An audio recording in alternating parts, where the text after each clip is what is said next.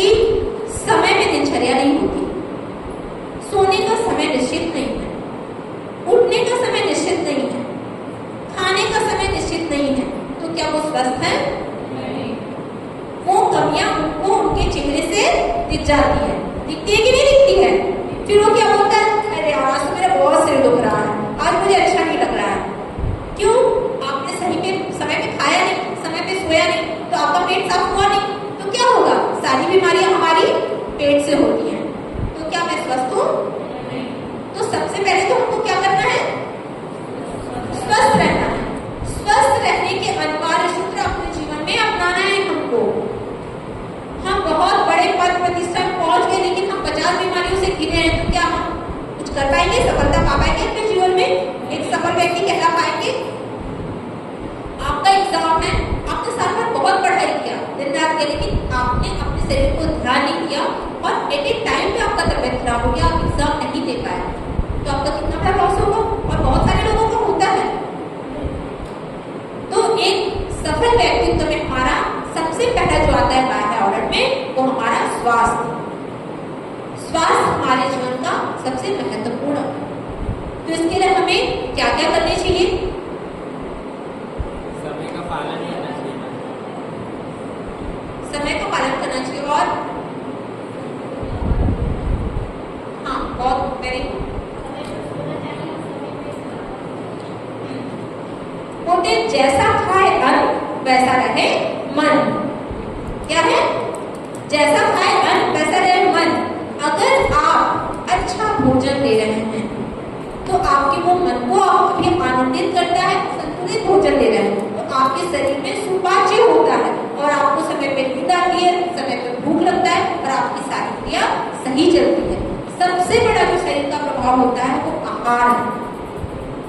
आज हम क्या करते हैं? अरे मन नहीं कर रहा दाल चावल खाने का, हम वो पिस्ता खा लेते हैं, बर्गर खा लेते हैं, मैगी खा लेते हैं, डोसा खा लेते हैं, मतलब इस प्रकार की जो हम चीजें खा लेते हैं। उसके बाद फिर हमको अब तो फिर वो हम बिना टाइम पे टाइम खा लिए, टाइम पे भूख कहाँ से लगेगी? अब टाइम पे भूख नहीं लगी, आगे चल के जिस टाइम पे भूख लगना चाहिए उस टाइम पे नहीं लगी, उसकी बात बन गई, फिर हम खा लिए। तो क्या होता है? कहीं ना कहीं हमारे शरीर का संतुलन बिगड़ जाता है, हमारा डाइजेशन खराब हो जाता है और हमको पता नहीं चल पाता। धीरे धीरे वही हमारे हाथ पैर में दर्द होता है, नसों में दर्द होती है, सिर में दर्द होता है। क्यों?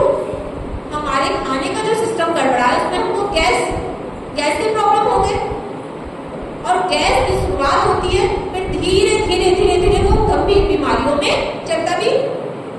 यंग स्टेज में हमको समझ नहीं आता, जब हम युवा होते हैं विपस तो रहा है, चीजें तो हो रही है, लेकिन बाद में जब हम एक समय पे आते हैं तो धीरे धीरे धीरे धीरे हमें विभिन्न प्रकार की बीमारियां शुरू हो जाती हैं। आप अपने घरों में देखे होंगे, देख रहे हो ना अपने घर के आसपास बीमारियां कि कितनी तेजी से फैल रही है घरों में विभिन्न प्रकार की बीमारियां, तो जिसका कारण है सिर्फ खाने का। तो अगर आप लोग अभी आप यूथ हो, युवा हो, आप स्वस्थ रहोगे तभी अपने घर में, परिवार में, समाज में, राष्ट्र में कुछ कर पाओगे, अपने लिए भी और बाहर के लिए। तो सबसे पहला आज यहाँ से आप संकल्प लेकर के जाओगे कि आपको स्वस्थ रहना। इसके लिए आप अपने एक समय सारणी बना करके किस टाइम पे आपको सोना है, किस टाइम पे उठना है, किस टाइम पे आपको खाना खाना है, क्योंकि आप जब कॉलेज आते हो आपकी रूटीन सेट है ना? आपका जो बायोलॉजिकल साइकिल होता है वो सेट है ना? कि इस टाइम पे हमको ये काम करनी है, तो आपके लिए टाइम टेबल बनाना बहुत आसान है। आप सुबह के समय अपना जो भी खाते हो आप धीरे धीरे जब 21 दिन तक आप अपनी दिनचर्या को सही तरीके से करिए तो आप देखेंगे कि वो ऑटोमेटिक आपको उस टाइम पे भूख लगने लगेगी, ऑटोमेटिक उस टाइम पे आपको नींद लगने लगेगी, सारी चीजें उस टाइम पे होने लगेंगी। लेकिन 21 दिन तक आपको थोड़ा सा तकलीफ होगा अपनी रूटीन को डिस्टर्ब मतलब सही करने में। कर पाएंगे आप लोग? तो इस प्रकार से आप अपने स्वास्थ्य के ऊपर ध्यान देंगे। आज खाने में हम बहुत ज्यादा जो चाट मसाले होते हैं, तीखा होता है, मिर्ची होता है, ये सारी चीजों को अवॉइड करना सीखें। संतुलित भोजन का मतलब होता है कि हम शुद्ध सात्विक सादा भोजन लें और सुबह आप अगर थोड़ा सा हैवी ले रहे हैं, दोपहर में हैवी ले रहे हैं, लेकिन रात के समय सोने से पहले आप ऐसा सुपाच्य भोजन लीजिए जो आप कब सोने से पहले पच जाए। तो आपके अंदर वो चैतन्यता होगी, वो ऊर्जा होगी, आप सही टाइम पर करके आप पढ़ पाएंगे। आज हमारे बच्चे ये सोचते हैं, अरे खाने से क्या, हमको तो अभी तो हमारे खाने की उम्र है, अभी नहीं खाएंगे तो कब खाएंगे। लेकिन बेटा, आप जो सफल व्यक्ति हैं, जो एक अच्छी जगह पे पहुंचे हैं, आप उनका जब निकाल के जीवनी पढ़ना तो पता चलेगा कि उनके अंदर सात्विकता थी, वो सात्विक भोजन करते थे। इस कारण उनका दिमाग बहुत ज्यादा तेज था, वो अपने ब्रेन का एक्स्ट्रा यूज कर पाए। आज आप खुद अपने जीवन में आजमा के देखिएगा, जब आपके पेट में कम भोजन रहता है, आप कम खाए रहते हो, तो आप बहुत तेजी से काम करते हो ना। लेकिन जैसे ही आप खा लेते हो, आपके अंदर थोड़ी आलस आ जाती है, थोड़ी सुस्ती आ जाती है ना। और धीरे धीरे वो लगता नहीं, अब थोड़ा आराम कर लेते हैं, पढ़ने का मन भी नहीं करता। और अभी तो आपके ब्रेन ऐसे होने चाहिए कि आप एक बार यहाँ पे देखो तो दिमाग में छप जाना चाहिए और लंबे समय तक उसको निकलने का कोई चांस नहीं होना चाहिए। लेकिन कहीं ना कहीं हम अपनी ऊर्जा को डिस्ट्रॉय कर दे रहे हैं गलत चीजों को खा पी करके। तो इसमें आज की क्लास अगर हम लेने चलने लगेंगे तो बहुत लंबी क्लास हो जाएगी। इसकी पूरी एक क्लास ही होती है कि किस टाइम पे आपको खाना खाना चाहिए, कैसे खाना चाहिए, किस प्रकार आपको पानी पीना चाहिए, और योग, ध्यान, प्राणायाम, व्यायाम किस प्रकार करना चाहिए, खाने के बाद कौन सा आसन होता है, खाने से पहले कौन से आसन होते हैं। मतलब काफी लंबी क्लासेस है। लेकिन मैं आपको संक्षिप्त में बस इतना ही बता दूं कि आज आप जिस स्टेज पे हो, आप समय पे खाना खाओ, आप अपनी भूख को जगाओ, अपनी भूख को मारो कि आज मेरे पसंद का खाना नहीं बना है तो मैं नहीं खाऊंगी, मेरे को मन नहीं है, फिर मैं बाद में वो कुछ तला भुना बना के और फिर मैं खाने लगूँ चटपटा, वो काम आप बंद कर लीजिए। आपको जो भी खाना है, आप हफ्ते में एक आध दिन आप इस प्रकार से कर लो कि आपको आज बाहर का खाना है, लेकिन आप घर का खाना खा के देखो, फिर आप अपने रिजल्ट को देखना। क्योंकि आज आपको विभिन्न प्रकार के कॉम्पिटिशन एग्जाम दोगे तो वो कहीं ना कहीं आपका बाधा बनेगा, आपको पता भी नहीं चलेगा और आप आगे चल के बोले मैं तो बहुत पढ़ी थी, बहुत पढ़ी थी।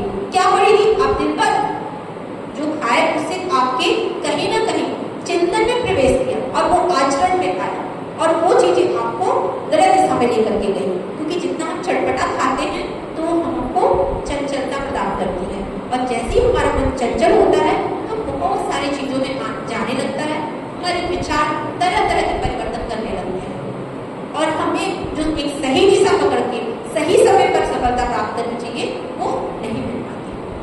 तो इसीलिए खान पान पे विशेष ध्यान। और आप लोग तो इतने समझदार हो, आप खुद रिसर्च कर सकते हो कि आजकल की इस समय कौन सा क्या चीजें खानी चाहिए, क्या चीजें नहीं खानी चाहिए, कब खानी चाहिए। आजकल जो गूगल बाबा है और वो सारी चीजें ना, ChatGPT और AI वो पूरा निकाल के दे देता है, हाँ इस टाइम में ये है, इस टाइम में वो, इस टाइम में वो। तो आप कम से कम बहुत ज्यादा नहीं, अपने लिए तो अपना रिसर्च कर ही सकते हो कि अगर आपको कोई प्रॉब्लम है, छोटी छोटी प्रॉब्लम स्टार्ट हो रही है, कहीं से दर्द हो रहा है, पैर दर्द हो रहा है, आप ज्यादा देर बैठ नहीं पा रहे, क्यों, ऐसा क्या, तो आप उन चीजों पे ध्यान दे करके अपने आप को स्वस्थ रखिए। ठीक है। फिर दूसरा हमारी वेशभूषा। वेशभूषा कैसी होनी चाहिए? समाज में आज हम वेशभूषा देख रहे हैं, ठीक है ना, अब अपने ऊपर भी हम देख रहे हैं, आसपास के लोगों को भी देख रहे हैं। तो आप बताइए, जब देखते हैं तो आपको क्या परिवर्तन लगता है, कैसा वेशभूषा होना चाहिए? और अगर आप देखते हैं किसी को तो देख करके आपको क्या फीलिंग होती है? मैटर लगता है ना वेशभूषा कि नहीं लगता? एक व्यक्तित्व को आकर्षित करने के लिए तो कैसा होना चाहिए?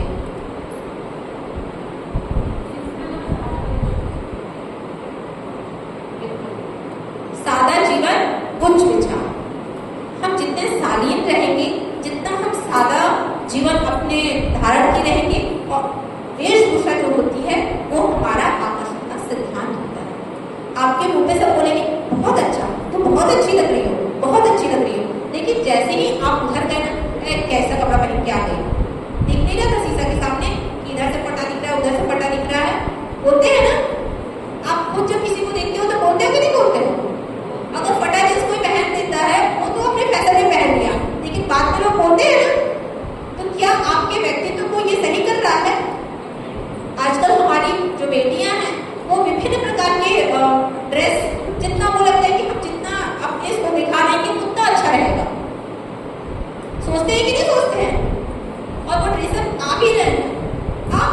सही ड्रेसअप आप अपने पहन करके और आप किसी के सामने जाइए और देखिए कि वाकई में मैं सही दिख रही हूँ। आपके अंदर से आत्मा कहेगी हाँ ये ड्रेस बहुत अच्छी है। अगर आप सारी ड्रेस पहनेंगे और जब बाहर निकलेंगे तो आपके अंदर आपके भाव ऐसे होंगे। जब हम बहुत चमक धमक भड़कीले पहनते हैं और ऐसा दिखाते हैं कि हम किसी को आकर्षित कर रहे हैं तो अपने आप आपका जो मन होता है ना वो बेचैन होता है, वो चंचल होने लगता है, वो अपनी दिशा में भाव कर लेता है। तो इसलिए ये जो वेशभूषा है ना वो बहुत बड़ा मायने रखता है हमारे जीवन में, क्योंकि कहीं ना कहीं उससे भी हमको सफलता मिलती है। लोग हमको आंकते हैं, हमको ऐसा नहीं लगता, ऐसा लगता है कि नहीं कोई हमको देख नहीं रहा, हर पूरे समाज की निगाहें आपके ऊपर होती है। तो हमें कहीं ना कहीं अपने वेशभूषा पर भी सही करने की आवश्यकता है। तो ये भी व्यक्तित्व के पार्ट है। ठीक है, आगे बाह्य आवरण में हमारा वाणी। वाणी कैसी होनी चाहिए?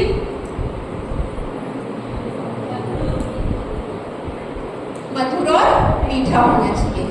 लेकिन आज हम अगर क्रोध में आते हैं तो करते क्या है? इतना तेज चिल्ला भी होता है तो हमारे मन का काम नहीं हुआ तो हम नहीं देखते सामने वाला क्या है क्या नहीं, वो चिल्लाना शुरू कर देते हैं, पूरा गुस्सा हम उसके ऊपर उतार देते हैं। करते हैं ना? यही मुंह बोलते हैं ना कि ताश पहनाता है और यही मुंह फांसी पे चढ़ाता है।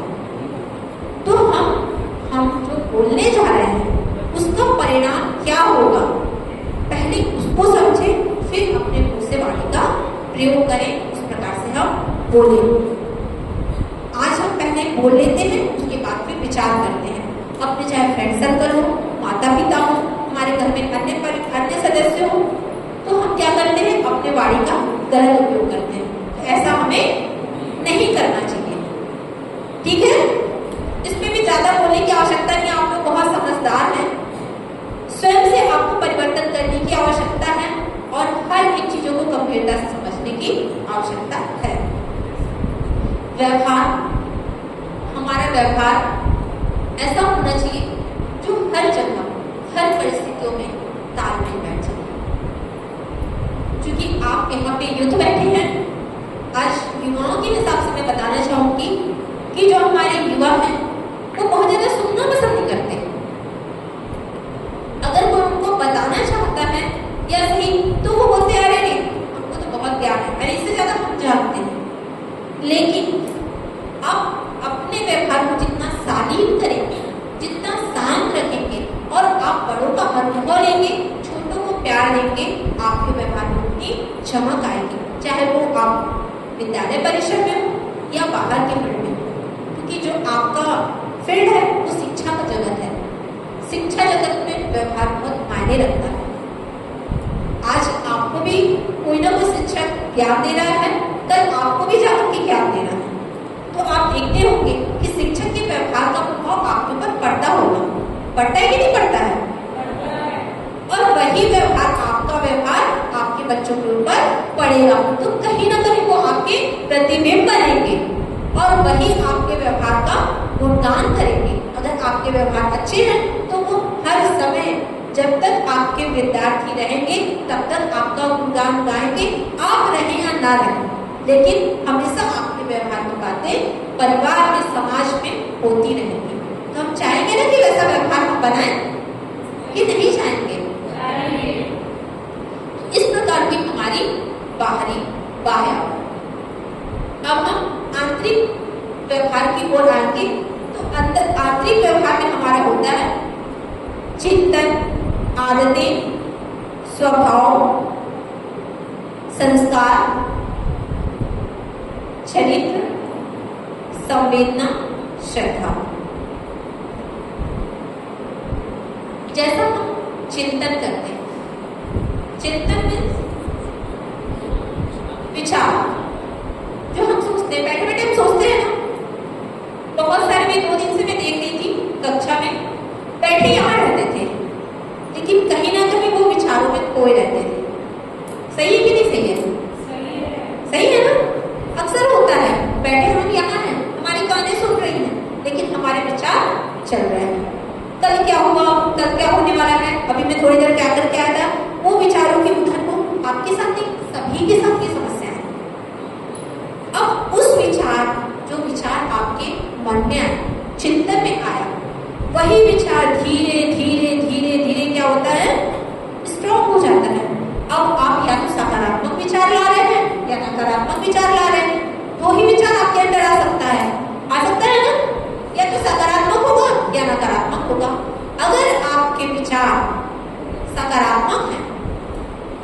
आपकी आदतें धीरे धीरे धीरे धीरे वही विचार क्या होगी, धीरे धीरे आदत में आ जाएगी। जो हम चिंतन कर रहे हैं, जो हम विचार ला रहे हैं, वही धीरे धीरे धीरे धीरे क्या हो रहा है, हमारी आदत में आ जाएंगे। और वही आदत धीरे धीरे धीरे धीरे हमारे स्वभाव में आ जा रहा है। स्वाभाविक सी बात है कि हम जैसा सोचेंगे, जो जैसा सोचता है करता है वह वैसा ही बन जाता है। हमने जैसा चिंतन किया वही हमारी धीरे धीरे हम वैसे ही काम करने लगे, वैसे ही कर्म करने लगे। अब वो धीरे धीरे हमारा कर्म मजबूत हो गया, अब हमारे स्वभाव में आ गया। अगर हम सकारात्मक दिशा में चल रहे हैं तो हम अच्छा सोच रहे हैं, हमारी आदतें अच्छी हो रही हैं, हमारा स्वभाव भी संचित हो रहा है, अच्छा हो रहा है, क्योंकि हम सकारात्मक सारी ऊर्जा होती है जो हमको ऐसी दिशा देती है, सकारात्मक ऊर्जा हमको कि अगर हम बीमार हैं तो हॉस्पिटल जाने की जरूरत नहीं पड़ती। हम अपने पॉजिटिव थिंकिंग से ही मतलब ठीक होने लगते हैं धीरे धीरे।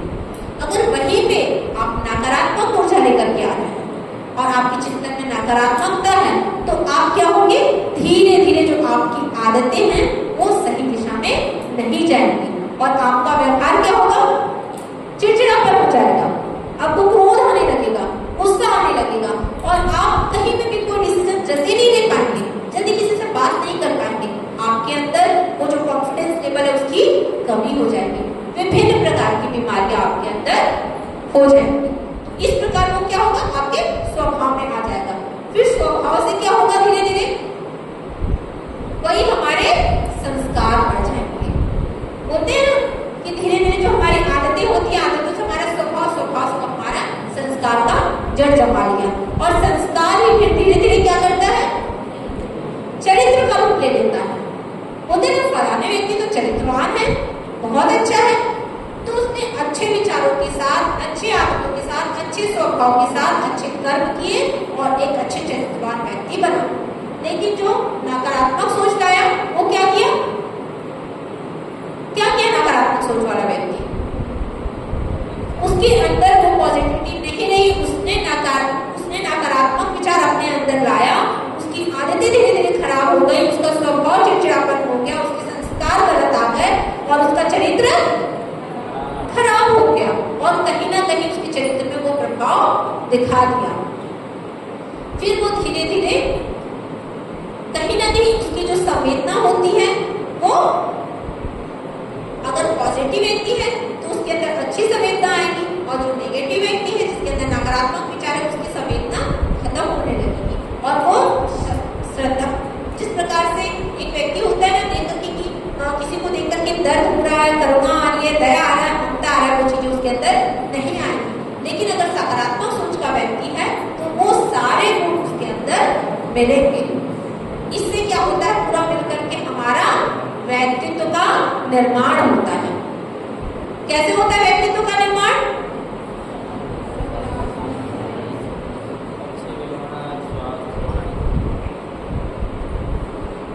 एक करके बताती हूँ फिर आपको बताती हूँ, ठीक है ना।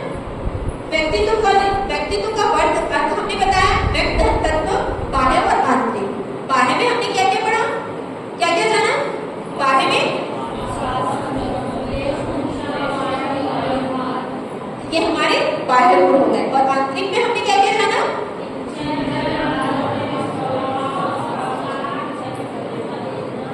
चिंतन में हमने जाना, हमने आंतरिक में जाना चिंतन, विचार जो होते हैं, फिर हमारा आदत, फिर स्वभाव के बाद वही कर्म में आते हुए हमारा संस्कार बन गया, संस्कार के साथ हमारे चरित्र में आ गया और चरित्र से हमारी संवेदनाएं जागृत हुई और श्रद्धावान होते हुए एक हमारा व्यक्तित्व का निर्माण हुआ।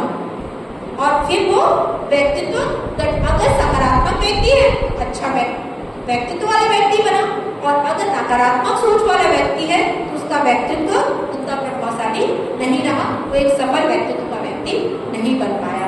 ये हुआ हमारा व्यक्तित्व निर्माण, जिसको व्यक्तित्व परिष्कार भी बोलते हैं, व्यक्तित्व निर्माण भी बोलते हैं, जिससे हमारे व्यक्तित्व का निर्माण होता है। अब हम आगे देखेंगे व्यक्तित्व निर्माण के सूत्र। अब तक हमने क्या जाना, व्यक्तित्व का निर्माण कैसे होता है। पहले तो हमको ये जानना था ना, हम डायरेक्ट व्यक्तित्व निर्माण पता था कि व्यक्तित्व का निर्माण कैसे होता है? कितने लोगों को पता था? बोले कि काफी कमी है।